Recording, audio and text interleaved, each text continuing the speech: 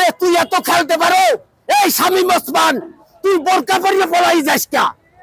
আচ্ছা তুই তো একটা হিজড়া সাইও খারাপ। হ্যাঁ, তোরে যে মানুষ বলে সে তো অমানুষ।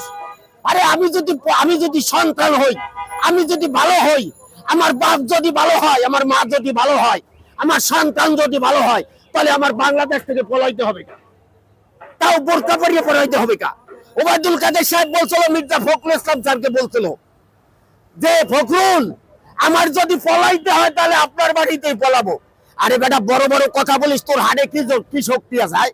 তোর হাড়ে তো মনে হয় যে একটা মুরগির যে শক্তি আছে সেই শক্তিও নাই। তুই খালি কইছো খেলা হবে।